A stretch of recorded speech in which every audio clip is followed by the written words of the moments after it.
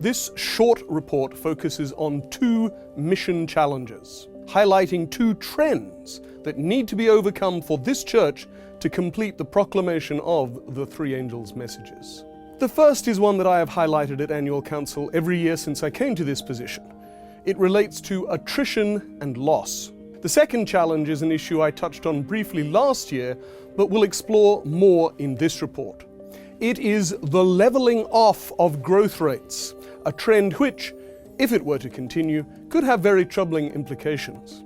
So, the first mission challenge relates to reductions in membership, the second to what seems to be a diminishing success in adding members. This first chart shows accessions per annum in the 2010s.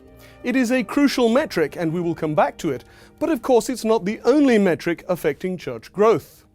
Compare these figures to those for losses in this chart, which shows losses for the same period and on the same scale. These are members who were dropped from membership, were identified as missing, or simply could not be accounted for in audits. You will note the high numbers in the preceding quinquennium as comprehensive membership reviews took place in many parts of the world, and yet in mid-decade that faltered. Thank you to church leaders who, in the last 2 to 3 years, have taken up membership review with renewed vigor. I want to pay particular tribute to our leaders in the Southern Asia Division who are undertaking the first major division-wide audit of membership. When church members turn their backs on the church and, as it were, hit the road, of course it has an impact on growth. This chart illustrates that impact by charting losses together with net accessions. You can see how the losses literally undercut the gains. So much so that there are places in every division where church leaders prefer simply not to record the losses. But the people are leaving. Closing our eyes to that is no substitute for closing the back door. Starting in 1965, the church counted not only baptisms and professions of faith, but also losses.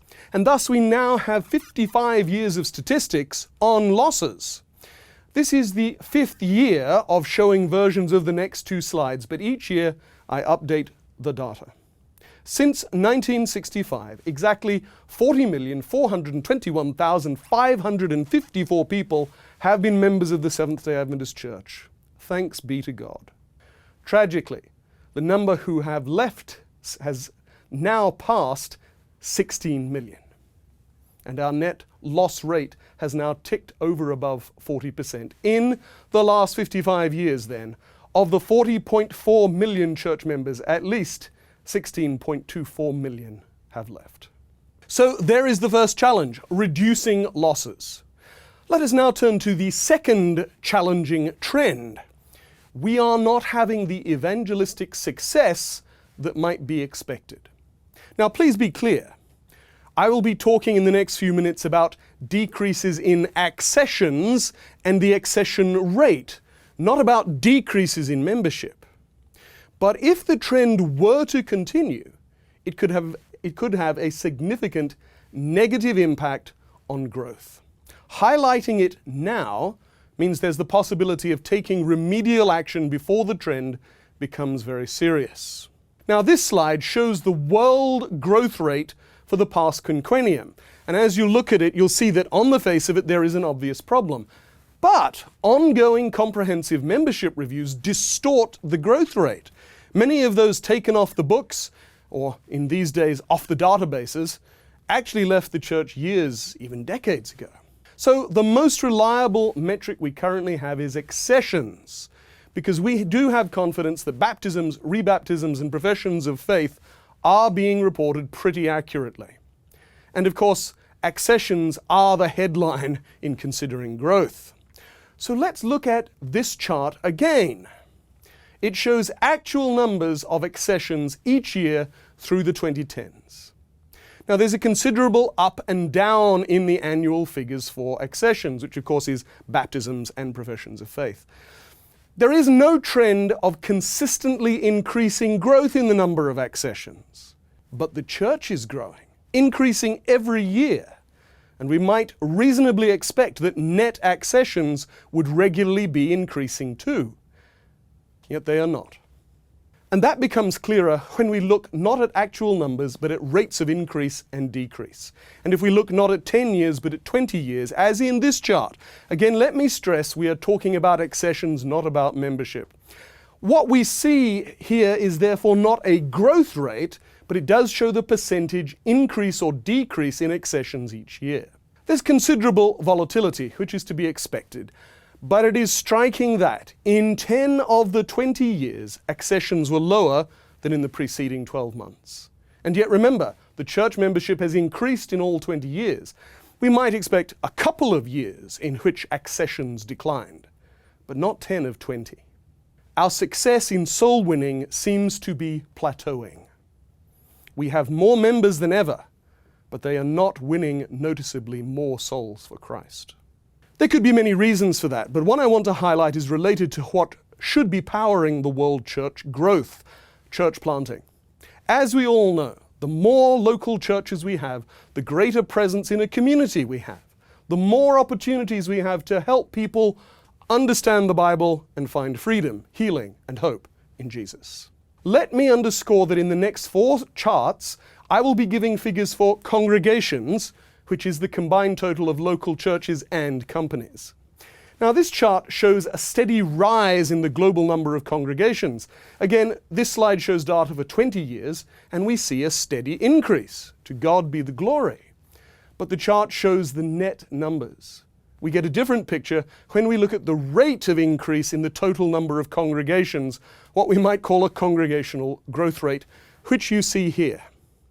What this chart shows is that in the last 20 years, there has never been a year in which the number of congregations declined, but that the rate of increase has steadily declined. Now, this is a correlation. It is not clear that the slowing of church planting is the cause of the plateauing in conversions, but it certainly can't help. I suggest, however, that there is a twofold problem. First, church planting needs to be strengthened, and indeed that is emphasized in the I Will Go strategic focus. But secondly, congregations need to become more effective in outreach. This chart shows the number of accessions per congregation, and again for the last 20 years. In 1999, each congregation on average added 12 new members, and that reflected, I'm sure, the impact of the various net series. Since 2008, the accessions per congregation has hovered just above or just below 8. What is the trend?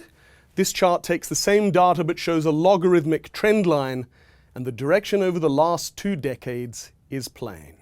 Here is one last indicator. This chart shows accessions per pastor, each year for the same 20-year period. The dark blue line shows the average number of accessions per ordained pastor.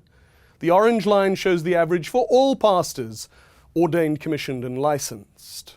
The trend line here would also be down, though less markedly down than for accessions per congregation.